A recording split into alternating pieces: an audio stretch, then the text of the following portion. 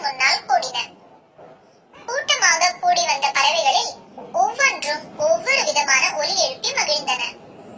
சில பறவைகள் சில மீட்டர் வரை பறந்தன, சில தத்தி தத்தி நடந்தன, சில நொண்டி செல்வது போல் நகர்ந்தன. அவைகள் மிகவும் மகிழ்ச்சியாக இருந்தன. அரச பறவை ஓர் இறக்கையை வானத்தை நோக்கி திருப்பியது. வானத்தில் ஒரு பெரிய வானவில் தோன்றின. உடனே எல்லா பறவைகளும் வானத்தில் உள்ள வண்ணங்களை பார்த்து ஆச்சரியப்பட்டன. ஊதா, கருநீலம், பச்சை, மஞ்சள், காவி, சிவப்பு என்று அவைகள் சொல்லி சொல்லி மகிழ்ந்தன. ஒரு அழகான பெரிய வானவிலை அவர்கள் அதுவரை பார்த்ததே இல்லை. உங்கள் ஒவ்வொருவருக்கும் நான் ஒரு நிறத்தை கொடுக்க போகிறேன். உங்களுக்கு எந்த நிறம் பிடிக்குமோ அதை நீங்கள் வானவிலில் இருந்து எடுத்துக்கொள்ளலாம் என்று கூறியது பறவைகளின் அரசன். அடுத்த வினாடி ஒவ்வொரு பறவைகளும் தனக்கு பிடித்தமான நிறத்தை பறித்துக் கொண்டன. ஒரு கிளி முன்னால் வந்தது. எனக்கு பச்சை வண்ணமே பிடிக்கும் என்று சொல்லி அது பச்சை நிறத்தை பெற்றுக் கொண்டது. அதை பச்சை கிளி என்று அழைத்தனர். ஒரு குருவி ஓடி வந்தது.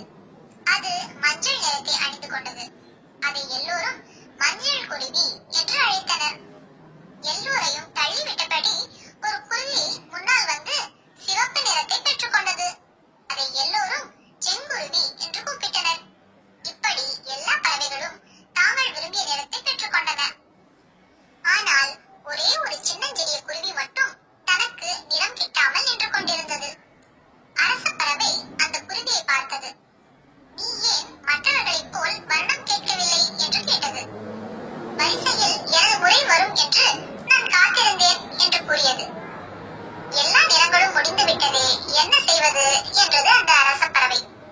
அதை கேட்டதும் அந்த சின்னஞ்சிறு பறவை அழுது கொண்டே, நான் எப்பொழுதும் இந்த சாம்பல் நிறத்தில் தான் இருக்க வேண்டுமா என்று கேட்டது. அரச பறவை சொன்னது, நீ மற்றவர்களுக்கு விட்டு கொடுத்து மிகவும் பொறுமையை கடைபிடித்திருக்கிறாய். இப்படிப்பட்ட நீ சாம்பல் வர்ணத்தில் இருத்தல் கூடாது என்று சொல்லி எல்லா பறவைகளையும் திருப்பி அழைத்தது. ஒவ்வொரு பறவையிடம் இருந்தும் அது கொஞ்சம் வர்ணத்தை எடுத்து அந்த சிறிய பறவைக்கு கொடுத்தது.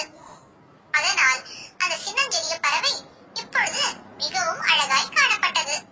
அதை பார்த்து மகிழ்ந்த பறவையின் அரசன் அதற்கு பஞ்சு வர்ண கிளி என பெயர் வைத்தான். நீதி: பொறுமையாக இருந்தால் நமக்கு கிடைப்பது கிடைக்கும்.